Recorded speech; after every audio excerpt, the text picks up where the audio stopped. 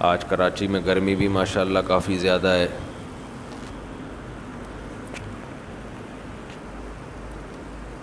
اللہ تعالیٰ اپنی توفیق سے ہمت دے دیتے ہیں روزہ رکھنے کی بھی، تراویح پڑھنے کی بھی.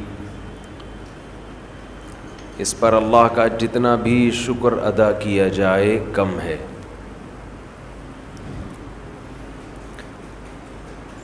لئن شکرتم لأزیدنکم ولئن کفرتم ان عذابی لشدید. فرمایا اگر شکر کرو گے تو میں اپنی نعمتوں میں اضافہ کروں گا، اور اگر ناشکری کرو گے تو میرا عذاب بہت سخت ہے.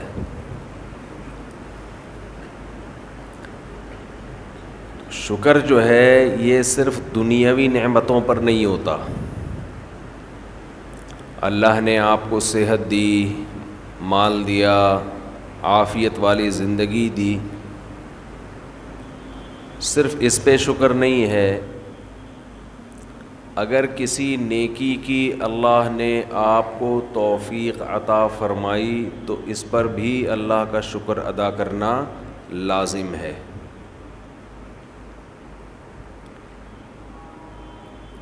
رمضان میں سب سے بڑا اللہ کا احسان یہ ہے کہ اللہ آپ کو فرض روزے پورے کرنے کی توفیق دے دے. یہ بہت بڑا انعام ہے.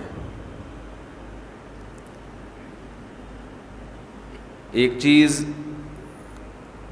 جو میں لوگوں میں نوٹ کرتا ہوں، غور کرتا ہوں، جن لوگوں کو روزے رکھنے کی توفیق ملتی ہے وہ چونکہ عادی ہوتے ہیں، ہر سال رکھ رہے ہوتے ہیں، تو وہ روزوں کو روٹین کا ایک حصہ سمجھتے ہیں. اور جو اس نعمت پر ان کو احساس ہونا چاہیے کہ اللہ نے ہم سے کتنا بڑا کام لیا، وہ احساس ان کو نہیں ہوتا.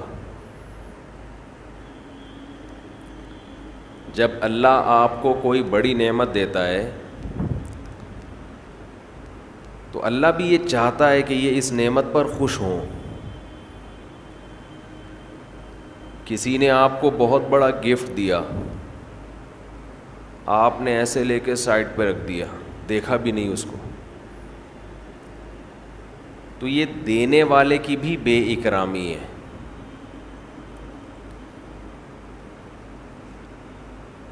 تو جیسے اللہ یہ چاہتے ہیں کہ لوگ گناہوں پہ خوف زدہ ہوں، گناہ کر کے ندامت ہو، جرم کا احساس ہو، اسی طرح اللہ یہ چاہتے ہیں کہ نیکی کر کے ان میں شکر کا جذبہ پیدا ہو، خوشی محسوس ہو. اگر کوئی شخص گناہ کرتا ہے تو جس کا آخرت پر یقین نہیں ہے اسے گناہ کر کے کبھی بھی شرمندگی محسوس نہیں ہوگی، وہ کرتا چلا جائے گا. لیکن اگر آپ گناہ کرنے کے بعد شرم محسوس کرتے ہیں، ندامت ہوتی ہے، تو یہ ایمان کی علامت ہے، آخرت پر یقین کی علامت ہے، اللہ کے وجود کے یقین کی علامت ہے. بالکل اسی طرح اگر نیکی کر کے خوشی محسوس ہوتی ہے تو یہ بھی ایمان کی علامت ہے، خوشی کی، یہ بھی آخرت پر یقین کی علامت ہے. اور اس کا ایک دنیا میں فائدہ یہ ہوتا ہے کہ اس سے مزید نیکی کی توفیق ملتی ہے. رمضان میں شیطان ایک دھوکہ یہ دیتا ہے کہ آپ نے اگر روزے رکھے ہیں تو کون سا تیر مار لیا، ساری دنیا روزے رکھ رہی ہے. یہ شیطان کا بہت بڑا حملہ ہے. میرا معاملہ یہ ہے، الحمدللہ ہم سب روزے رکھتے آ رہے ہیں بچپن سے ہی. جب سے بلوغت کی دہلیز پہ قدم رکھا ہمارے گھر میں روزے کا معمول تھا. روزہ چھوڑنے کا تصور نہیں تھا. اب بھی نہیں ہے، پہلے بھی نہیں تھا. تو رکھتے آ رہے ہیں بچپن سے، بلکہ جب بالغ نہیں تھے اس وقت بھی رکھتے تھے. ہمارے بچے اب بھی رکھ لیتے ہیں. تو منع کرنا پڑتا ہے کہ بھائی نہیں رکھو. بچوں کو تو شوق ہوتا ہے کہ رکھنا ہے. تو الحمدللہ معمول ہے. لیکن اس کے باوجود میں یہ سوچتا ہوں کہ اے اللہ، میرے جیسے نالائق کو تو نے یہ توفیق دے دی کہ میں رمضان کے روزے رکھ رہا ہوں. یہ تیرا مجھ پہ بہت بڑا احسان ہے. انسان یہ سمجھے اپنے بارے میں کہ صرف میں ہی گویا رکھ رہا ہوں، مجھے باقیوں سے غرض نہیں ہے وہ کیا کر رہے ہیں. میرے اوپر تو بڑا احسان ہے اللہ کا. ہم تو نالائق ہیں بھائی. عام دنوں میں ایک روزہ رکھنے سے پہلے 10 دفعہ سوچتا ہے انسان کل رکھوں کہ نہیں رکھوں. رکھتا ہے تو ایسا سمجھتا ہے جیسے آج ہم نے بہت بڑا تیر مار لیا کوئی. اور رمضان آتا ہے، ہم جیسے مجھ جیسے نالائق کو اللہ توفیق دے دیتا ہے 29 یا 30 روزے رکھنے کی. 30 کی تو 15 سال ہو گئے، کوئی رپورٹ ہے ہی نہیں. 29 ہی ہوتے ہیں پاکستان میں. 29 روزے رکھنے کی اللہ ہم جیسے نالائقوں کو توفیق دے دے. تو بھائی میں تو اپنا معاملہ اللہ سے دیکھتا ہوں کہ مجھ سے تو نے اتنی بڑی نیکی کروا لی. مجھے کیا پتا بھائی قدیر بھائی کیا کر رہے ہیں، شاکر بھائی کیا کر رہے ہیں، رفیع بھائی ہیں یہ تو روزہ رکھ کے پتہ ہی فرق ہی نہیں پڑتا ماشاءاللہ. روزے میں بھی ایسے ایسے گھوم رہے ہوں گے یوں کر کے. آپ دیکھ لیں کبھی ان کو آ کے. روزہ رکھ کے نا عصر کے وقت سب مرجھائے ہوئے ہوتے ہیں. کراچی میں جیسی گرمی ابھی شروع ہو گئی ہے تو رفیع بھائی نہیں ماشاءاللہ مرجھائے ہوئے ہوتے ہیں. ان کو پتہ نہیں کچھ اللہ نے الگ سے کوئی انرجی دی ہے. رکھتے ہیں، آپ بدگمان نہ ہو. بعض دفعہ انسان اتنا فریش ہوتا ہے کہ لوگ سمجھتے ہیں کہ اس کا ہے ہی نہیں. یہ ہمیں یقین ہے کہ رکھتے ہیں. تو میں تو یہ دیکھتا ہوں کہ میرے جیسے نالائق کو اللہ نے توفیق دی. میں تو اس پہ خوش ہوں بھائی. میں تو اس پہ خوش ہوں کہ ہم جیسے تیسے ہیں. جتنے مرضی نالائق ہوں، او بھائی ایک روزہ نہیں، 2 نہیں، 3 نہیں، 4 نہیں، 5 نہیں، 6 نہیں، 7 نہیں، 8 نہیں. اللہ نے کتنے روزے ہم سے رکھوا لی. تو ایک دل میں راحت محسوس ہوتی ہے، خوشی محسوس ہوتی ہے. ہاں تھوڑا سا یہ خوف بھی ہونا چاہیے، تھوڑا سا، کہ ایسا نہ ہو کہ ہماری کسی بدعملی سے اجر ضائع ہو جائے. یہ خوف بھی ضروری ہے. یہ خوف بھی تاکہ اترائے نہیں انسان. لیکن اصل تو یہ ہے کہ یہ کیا ہے؟ نعمت ہے. ہمارے نبی صلی اللہ علیہ وسلم سے بھی ثابت ہے. ہمارے نبی اپنے آپ کو موٹیویٹ کرتے تھے روزہ رکھ کے. اپنے آپ کو موٹیویٹ کر رہے ہیں، اپنی حوصلہ افزائی کر رہے ہیں. کیسے حوصلہ افزائی؟ جب آپ صلی اللہ علیہ وسلم روزہ افطار کر لیتے، کیسے انسان کو خوشی محسوس ہوتی ہے نا. آج خوشی اس لیے نہیں ہو رہی کہ سحری میں 3 پراٹھے پھوڑے ہوئے ہوتے ہیں، پھینیاں کھجلے کھائے ہوئے ہوتے ہیں، بھوک ہی نہیں لگ رہی ہوتی. وہ تہ جو بیٹھنا شروع ہوتی ہے عصر مغرب میں جا کے، تو وہ جو ڈکاریں، اکثر لوگ مجھ سے رمضان میں یہ پوچھ رہے تھے کھٹی ڈکاریں نگلنے سے روزہ تو نہیں ٹوٹتا؟ ایسا لگتا ہے ہر آدمی کھٹی ڈکاریں ہی نگل رہا ہے سارا دن بیٹھ کے. کیونکہ ہر آدمی یہ مسئلہ پوچھ رہا ہوتا ہے، کھٹی ڈکاریں نگلنے سے روزہ تو نہیں ٹوٹتا؟ ابے بھائی تو کیا ڈکاروں کے علاوہ اور کوئی کام نہیں ہے کیا؟ بہرحال یہ تو میں ایسے ہی کہہ رہا ہوں، لیکن جتنا مرضی 3 یا 4 بھی کھا لو تو بھی بہرحال انسان ایک مجاہدہ کرتا ہے. تبھی تو دنیا پرست آدمی ایک روزہ بھی نہیں رکھتا. ہٹے کٹے لوگ دیکھے ہم نے، ڈاکٹروں نے ان کو کہا ہوا بھی ہے کہ تم نہیں کھاؤ، تمہارے لیے کھانے کے علاوہ دنیا کا ہر کام تم پہ سوٹ کرتا ہے، پھر بھی روزہ نہیں رکھتے. ان سے نہیں رہا جاتا 2-4 گھنٹے بھی کچھ کھائے پیے بغیر. ان کو چائے چاہیے، ان کو گٹکا چاہیے، ان کو پان چاہیے، ان کو نسوار چاہیے، ان کو روٹی چاہیے، ان کو کچھ نہ کچھ جانوروں کی طرح جگالی کرنے کے لیے چاہیے کہ منہ گھومتا رہے ان کا. ہے روزہ خور، آپ دیکھ لو، کھا رہے ہیں، ان سے نہیں برداشت ہوتا. گھر میں سب کا روزہ ہوتا ہے، بوڑھوں نے رکھا ہوا ہوتا ہے. لوگ ہمیں آ کے بتاتے ہیں سب کا روزہ ہے، ایک نالائق بیٹا ہے، ہٹا کٹا جوان، اس سے نہیں رکھا جاتا. گھر میں نحوست کا ذریعہ بنا ہوا ہے.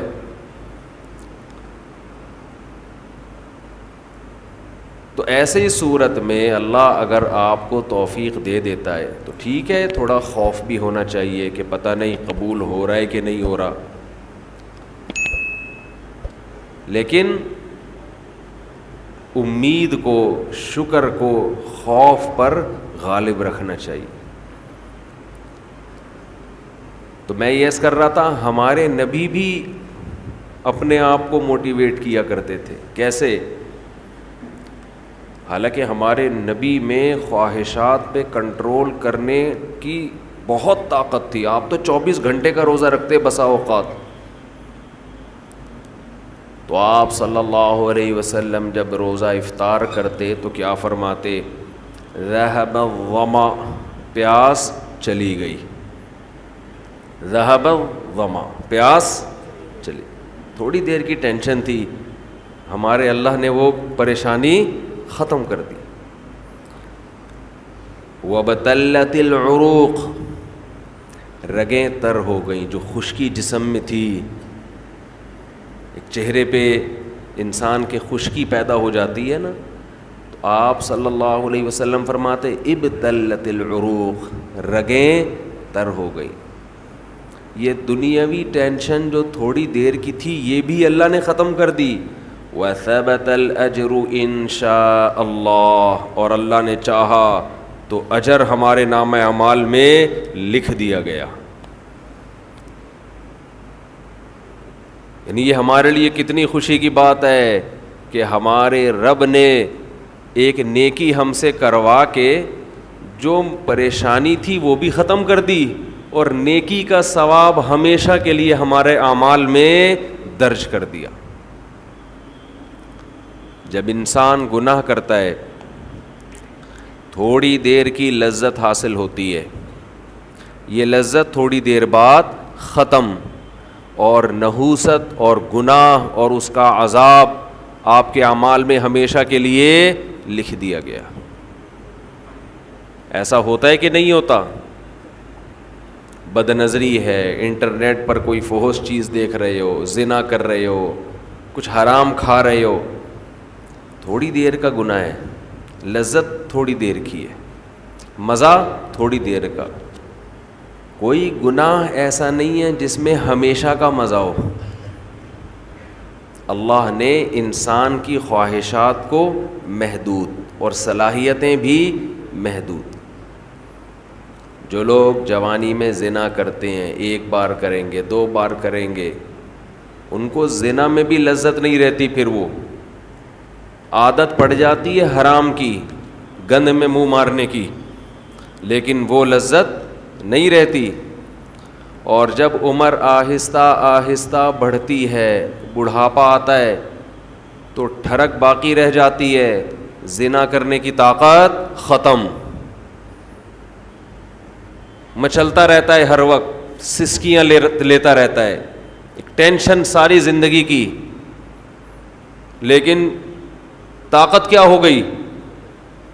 خوب سمجھ لیں جو جوانی میں زنا کرتا ہے، خوب سمجھ لے بڑھاپے میں زنا کا جذبہ کبھی بھی ختم، بول لینا، نہیں ہوتا۔ اس خوش فہمی میں نہ رہنا کہ ہم جوانی میں زنا کر رہے ہیں تو بڑھاپے میں خود ہی چھوٹ جائے گا، نا نا نا نا نا نا نا، یہ بہت بڑی بھول ہے۔ زنا کا شوق بڑھاپے میں، اگر جوانی میں نہیں چھوڑا زنا تو بڑھاپے میں یہ شوق ختم نہیں ہوتا۔ اب خود سوچو، ایک چیز کا شوق باقی ہے لیکن اس کی طاقت ختم ہو گئی، تو کس قدر ٹینشن ہے، کس قدر عذاب ہے یہ آئے گا۔ تو میں جلدی سے بیان کو سمیٹتا ہوں۔ میں یہ عرض کر رہا تھا، دیکھو میرے بھائی، اگر اللہ نے آپ میں کوئی اچھی بات رکھی ہے، کسی نیکی کی توفیق دی ہے، تو اس کا بھی استحضار کرنا چاہیے۔ استحضار کا مطلب اس کے بارے میں ہمیں سوچنا چاہیے، اس کی ہم قدر کریں، اس پہ اللہ کا شکر ادا کریں۔ یہ نہ دیکھیں سب روزے رکھنے تو ہم نے رکھ لیا تو کیا ہو گیا، بھائی سب کا نہیں پتہ، ہم تو نالائق ہیں یار، سب تو بہت نیک ہیں، وہ تو رکھ سکتے ہیں، ہم جیسے نالائق کو اللہ نے توفیق، میرا جو اللہ سے معاملہ ہے مجھے کیا پتہ آپ کا کیا معاملہ ہے، میں تو اپنا معاملہ دیکھوں گا۔ تو ہمارے نبی اپنے آپ کو موٹیویٹ کیسے کرتے تھے؟ ذہب الظما، پیاس چلی گئی، وابتلت العروق، رگیں تر ہو گئیں، وثبت الاجر انشاء اللہ، اور اللہ نے چاہا تو اجر ہمارے اعمال میں لکھ دیا گیا، اجر لکھ دیا گیا ہے۔ تو اس سے انسان کو اگلے دن دوبارہ روزہ رکھنے کا حوصلہ ملتا ہے۔ اور گناہ میں الٹا، تھوڑی دیر کی لذت، یہاں سے بات شروع ہوئی تھی کہ جوانی میں بھی یہ لذتیں اگر آپ نے کنٹرول نہیں کیا نا تو بڑھاپے میں یہ لذتیں بڑھیں گی، مگر گناہ کرنے کی طاقت کیا ہو جائے گی؟ ختم۔ تو حسرت، افسوس، ٹینشن والی زندگی۔ تو اس لیے جوانی میں اپنے آپ کو نیکی کا عادی بنا لو، اس سے بڑھاپا بڑا خاندانی گزرے گا، اللہ اللہ کی بڑھاپے میں توفیق ملے گی۔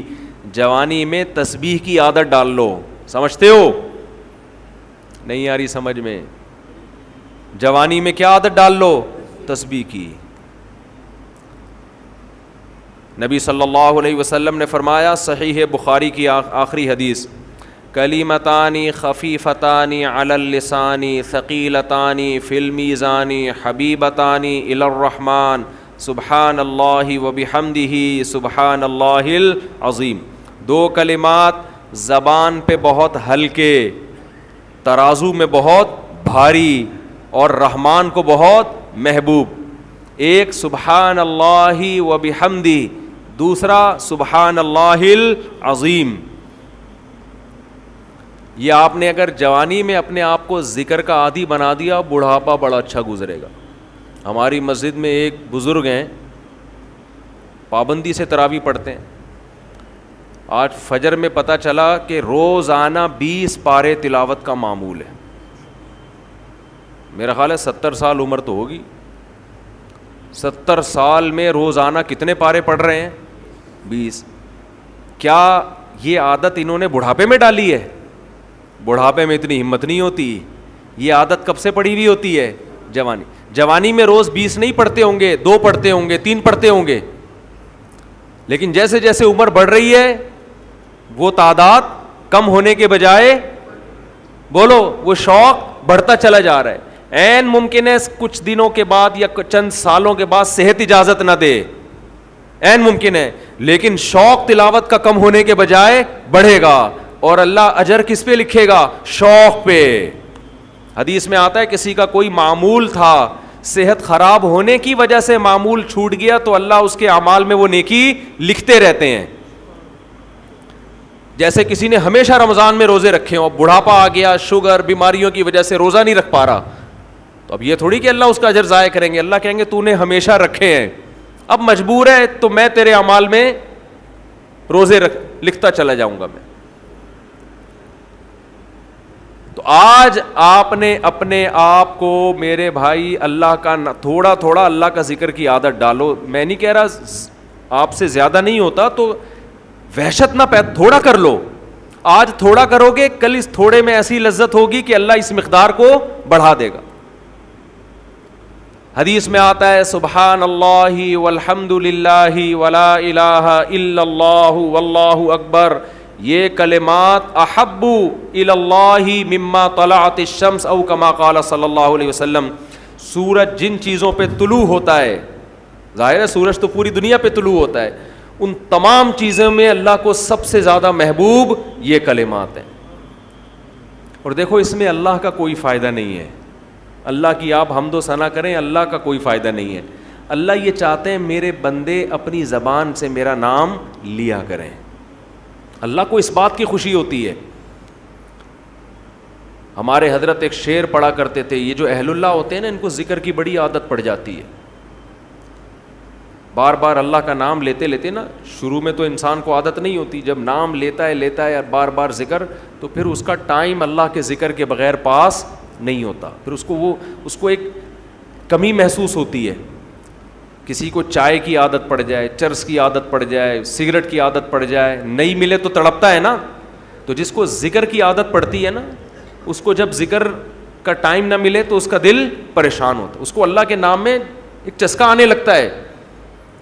لیکن یہ پہلے دن نہیں ہوگا، عادت ڈالنی پڑے گی. تو روز آنا اس کا معمول بنا لیں، 100 دفعہ صبح 100 دفعہ شام تسبیح کا معمول بنا لیں. اس سے کیا ہوگا؟ ابھی شاید دل نہ لگے آپ کا، لیکن جیسے جیسے عمر بڑھے گی اللہ کے نام کا چسکا لگنا شروع ہو جائے. بڑھاپا بہت اچھا گزرے گا، اللہ کو یاد کر کے گزرے گا. کھوپڑی شریف میں بات آ رہی ہے کہ نہیں آ رہی؟ اور اگر ہر وقت دنیا کے تذکرے کرتے رہنا، ہر وقت ویڈیو گیم لے کے بیٹھے ہوئے، پب جی کھیل رہے ہیں، سانپ والا اب تو سانپ والا ختم ہو گیا، اب آ رہا ہے سانپ والا. نوکیا میں آتا تھا، سانپ لمبا ہوتا جا رہا ہے، اس کو پتہ نہیں فضول ٹائم ویسٹ کر رہے ہو. ہم پریشان ہوتے ہیں یار، ہمارے پاس کاموں کو نمٹانے کا ٹائم نہیں ملتا. ہم تو چاہ رہے کاش یہ دن 24 گھنٹے کے بجائے 48 گھنٹے کا ہو جائے. اور لوگ کیا کر رہے ہیں کہ وہ باقاعدہ ارادہ کر کے ضائع کر رہے ہیں ٹائم. ہمارے تو کام نہیں نمٹتے. جب ہم رات کو سونے کے لیے لیٹتے ہیں تو کہتے ہیں یار آج کا دن بھی گزر گیا اور کام ویسے کے ویسے ہی. اور ادھر باقاعدہ ارادہ کر کے جو ہے نا ٹائم ضائع کیا جا رہا ہے کہ چلو ٹائم ویسٹ کرتے ہیں. ایسی چیز میں ٹائم گزر جائے نا جو ذہنی تفریح کا ذریعہ بنے تو بھی ٹھیک ہے. گپ شپ لگا لو دوستوں کے ساتھ بیٹھ کر. یہ کیا ہے یار، دماغ کو خامخواہ کا تھکا رہے ہو بیٹھ کے. تو اگر پب جی کھیلنے کی عادت ڈال لی تو جاؤ گوروں کا بڑھاپا دیکھو. اولڈ ہاؤس میں بڑھاپے میں سنوکر کھیلتے ہیں، کیرم بورڈ کھیلتے ہیں، لڈو کا نہیں مجھے پتا، یہ چیزیں کھیل رہے ہوتے ہیں بڑھاپے میں. اور ہمارا بوڑھا بڑھاپے میں ایک دن میں 20 پارے ختم کر رہا ہے. سمجھتے ہو کہ نہیں؟ وہ نماز میں دل بہلا رہا ہے، وہ تہجد میں اس کا ٹائم گزر رہا ہے. بھائی ویڈیو نہ بنائے، لکھا ہوا ہے نا. تو یہ کیسی عجیب بات ہے. آپ جائیں وہاں، ایک صاحب نے مجھے کہا کہ میں نے یورپ میں بڈھی عورتوں کو دیکھا، بڈھی عورتیں 5-6 بڈھی عورتیں بیٹھی ہوئی اور جوا کھیل رہی ہیں، تاش کھیل رہی ہیں. کہہ رہے مجھے یاد آیا یار ایک ہماری بوڑھی ہیں، ہماری بوڑھی عورتیں مصلے پہ بیٹھی ہوتی ہیں، اللہ اللہ کر رہی ہوتی ہیں، آخری وقت اللہ کا نام لے کے گزار رہی ہوتی ہیں. اور ایک ہی بڈھیاں ہیں اور کیا کھیل رہی ہیں؟ تاش کے پتے. اچھا لگتے ہیں بڑھاپے میں یہ. ہمارے بوڑھے کو دیکھو، آدمی کا دل چاہتا ہے اس سے دعا کروائے کہ بابا جی میرے بھی سر پہ ہاتھ رکھ لو. جو تاش کھیل رہی ہو بیٹھ کے اس بڈھی سے دل چاہے گا؟ اسے تو آدمی نصیحت کرے گا کچھ اور کر لے. تھوڑے دنوں میں اتنا راشا آئے گا نا ہاتھوں میں تھوڑے دنوں میں کہ ایک پتے کے بجائے 2 گر رہے ہوں گے، 2 پتے ایک ساتھ گر رہے ہوں گے. تو اس لیے کارآمد بنا لو، کچھ تھوڑا بہت اللہ کا نام لے لیا کرو.